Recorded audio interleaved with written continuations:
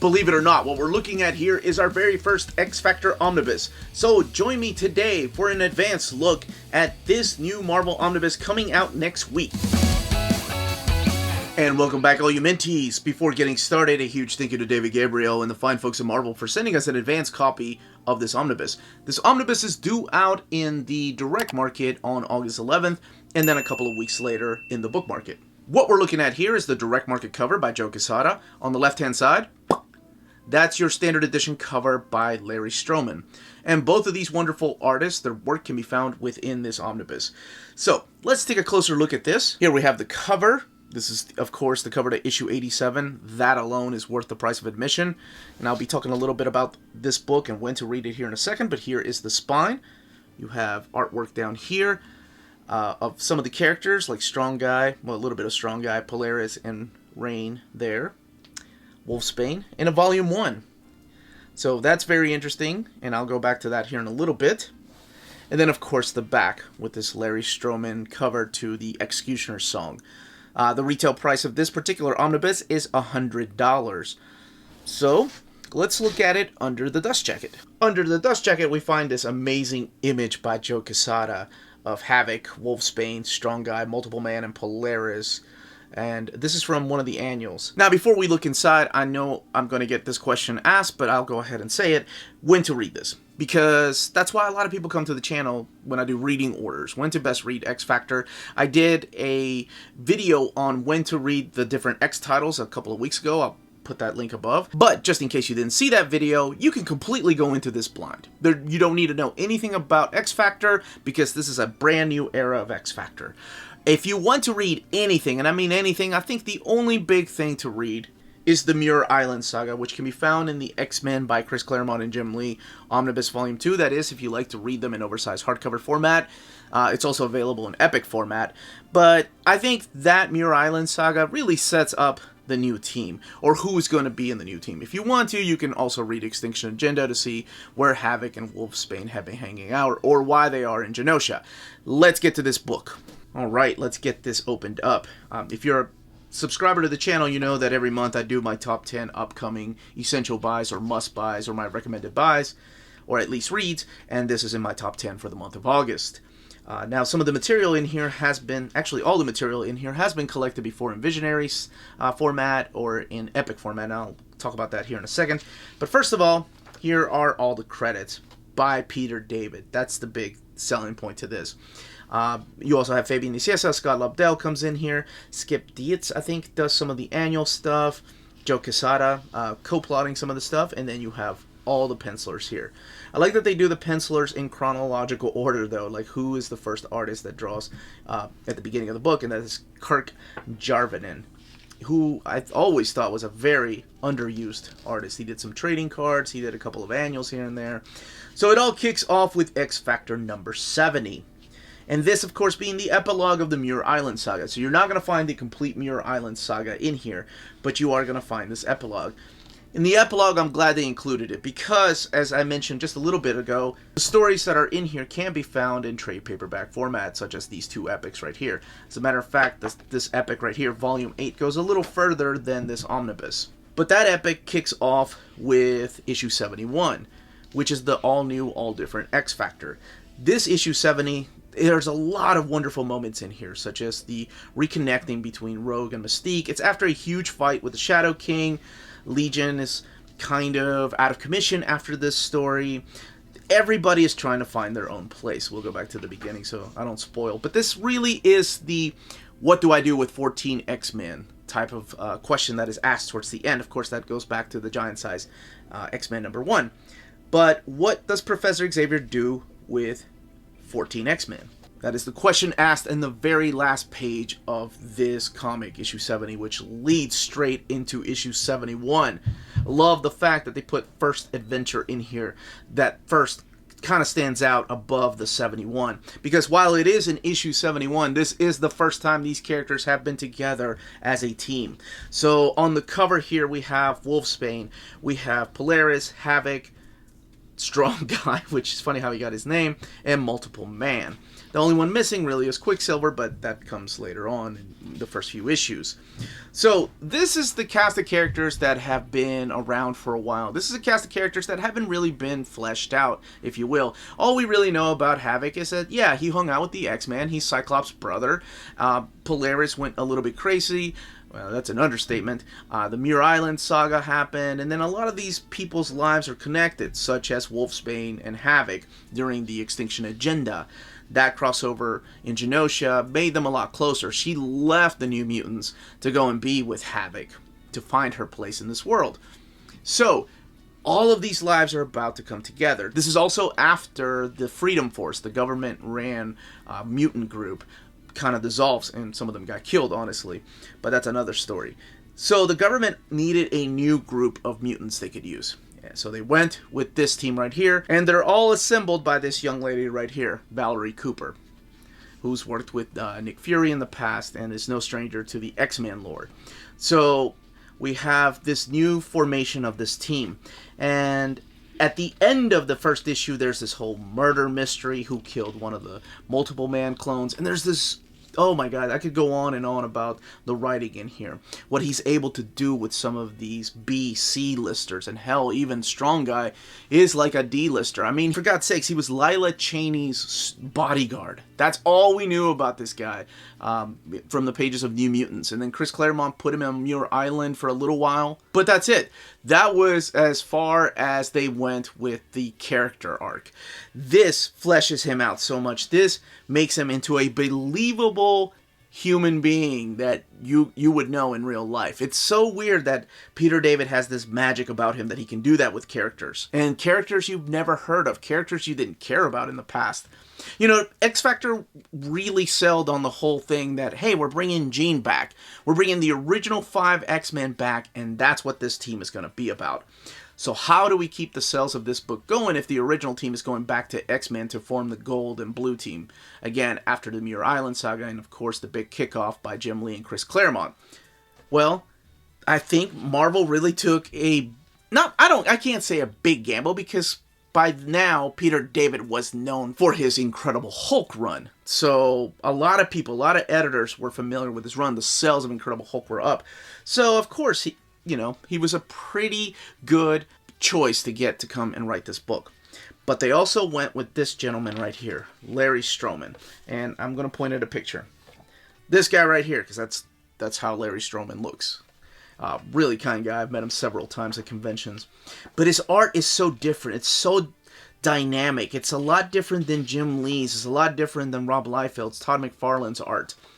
But it's so unique in a way that it mixes all this Western style with almost a lot of Japanese styles. Like, there's a lot of action lines that you never really saw in American comics. Like, if you were a fan of manga, you would see these action lines a lot. Not a lot of artists were doing that in America. And I'm not even sure if he was a fan of anime or manga. That's a topic we never really talked about. But I thought that was really cool about his art, especially the way that he draws Quicksilver. A lot of his action sequences are awesome. Oh man, and then we have the reintroduction of Mr. Sinister with his nasty boys, because by now the Marauders are done. So we have Gorgeous George, Hairbag, Slab, who else was there? Ramrod and Ruckus. That's what their names were. There we go, Ruckus right there. So these are like the new villains. And I can go on and on about how great this book is. I'm mainly showing off the artwork. There's a lot of just wonderful moments, realistic moments in here. But the thing I haven't talked about, the thing that Peter David does the best, is that every single one of these issues, every single one, I'm not kidding, has some kind of joke that will make people laugh. Every single one of them. There's these characters that are in the background that are forming, I don't want to spoil this, but it's these either mad scientists or people that are trying to get revenge on mutant kind. And one by one, something happens to each of them. And it's the most hilarious setup. And I think it's his final issue, actually, because it's in the annual. how these people come together. There's a lot of funny jokes in here. As a matter of fact, Strong Guy, how he got his stupid name, because I'm sure people that have never read X Factor go, man, that's a really stupid name. It is, but it was a joke. When they were having a news conference introducing the team, Strong Guy goes, yeah, I'm the strong guy of the team. And it kind of gets taken out of context, and people immediately start calling him Strong Guy, which is a really stupid code name. But hey, that's exactly what happened here. We have the War and Pieces crossover. So let's talk about what this collects and then come back into the story. So this does collect X Factor 70 to 92, X Factor Annual 7 and 8, Incredible Hulk 390 to 392, which is this War and Pieces crossover. Material from X Factor Annuals 5 and 6, and material from New Mutants Annual number 6, as well as X Factor 55. And Uncanny Omar talked pretty one day. I said X Factor. X Factor 55, I like that they did this. They put it at the end of the book. The Mutant Liberation Front. Tempo, who's kind of a big character these days. Reaper, Wildside, Thumbelina, and Forearm. These were characters created in... Oh, there's Strobe. New Mutants by Rob Liefeld and Louis Simonson. But Rob Liefeld mainly doing the character designs of these characters. So, the way that the... Okay, so here we have the annual. I was going to say, the way the crossovers are handled here, because I'm sure when I've read through what's collected in here, it's just the X Factor part. So, for example, Shattershot was just the first time that Joe Quesada drew the characters of X Factor in a comic. We only have the X Factor part. When we get to the x-cutioner song... Joe mad. I forgot about this Strong Guy story. When we get to the x-cutioner song, this issue right here, we only have the X Factor parts. And they give you a small little synopsis as to what's happened in part 1, and then the previous parts, and then, of course, what ends up happening at the end of it. There was a fill-in artist during this run, and that is Jay Lee. And I always like to point out one thing when I was young, and that's the flower. That's right. I've talked about this before in my videos, but when I was a kid, I did not get this artistic take. I did not see Wolverine's face. I thought it was a freaking flower.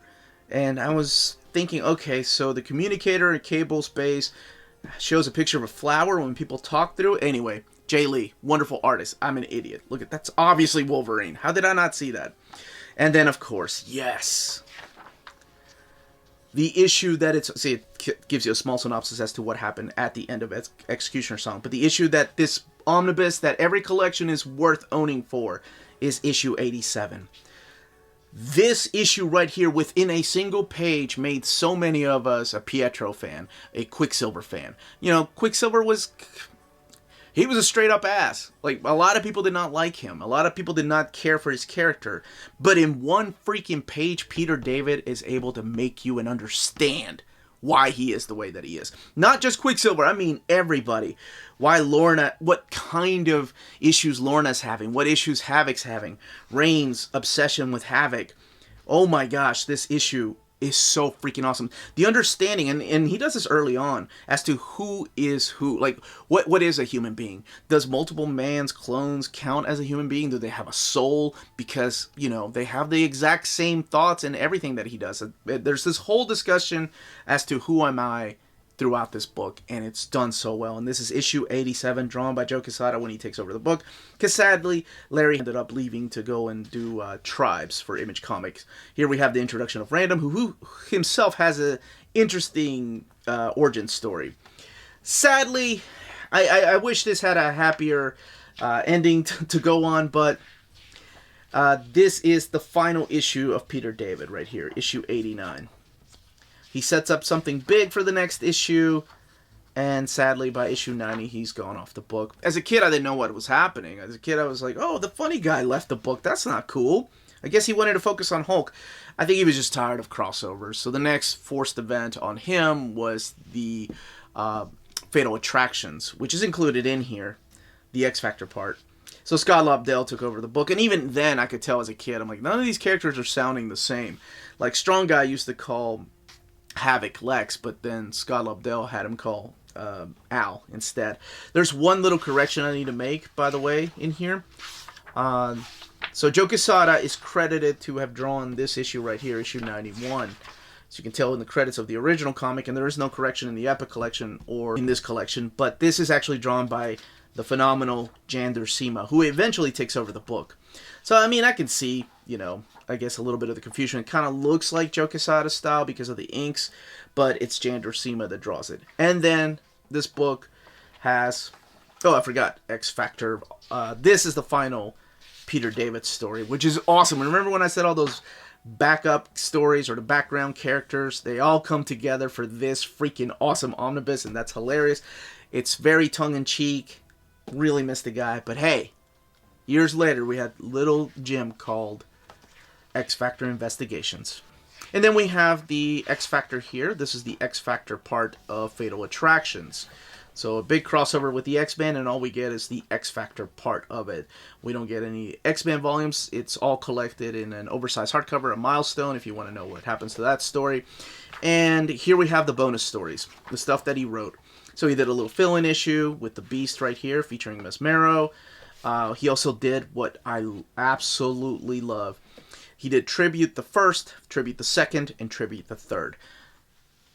This is the stuff that made me think, man, this guy is not just, you know, a funny writer on Hulk, like, because on Hulk he was doing a lot of things that I thought were different, right? He's getting deep into the psyche of the monster, what separates the monster and the man. There are these little backup stories that he did here, Jean visiting her own grave, and the two other that I'm not going to spoil for anybody if you've not read them. They are beautifully done. It's about mourning. It's about letting go of the past, and done with such class. Man, I do a damn review on this book, but all right, let's get to the end. There is an afterword here by Ralph Macchio, which is also included in the Epic collections. Here's a pinup, and I think that's Brian Stilfree's Marvel Swimsuits, baby. Should get an omnibus of that one day. Adam Hughes. Original artwork. The only thing that I did not see in these pages are the original pages that Larry Stroman did for that first issue of X-Cutioner Song. There are only 2 pages, but they're not included in here. They are included in the X-Cutioner Song oversized hardcover. All the trading cards of these characters, drawn by Greg Capullo, Brandon Peterson, Tom Rainey. Here's some more Larry Stroman covers, recolored for different collections. Visionaries collections here. That's Mark Pacella. I didn't even talk about that guy. X-Cutioner Songs trade paperback, and then the cover here to the Marvel Visionary, or X Factor Visionaries, Volume 4. So I think I've talked enough about how much this story means to me and how great it was. This is really one of the main reasons I kept reading comics in the 7th, 8th grade. Because in 1991, everything changed. Alright, let's talk about this binding, though. This particular omnibus is printed at the iMac printer in Turkey. So what I did notice, though, is the paper quality is actually thicker than, when I say iMac printer, I think people go back to the Defenders, or people go back to the Kurt Busiek by Conan omnibus. But the paper quality they are using for this omnibus is thicker than those. Honestly, it kind of felt like a Donnelly printed book, but it's not. It's the iMac printer. But let me show off some of the spread pages.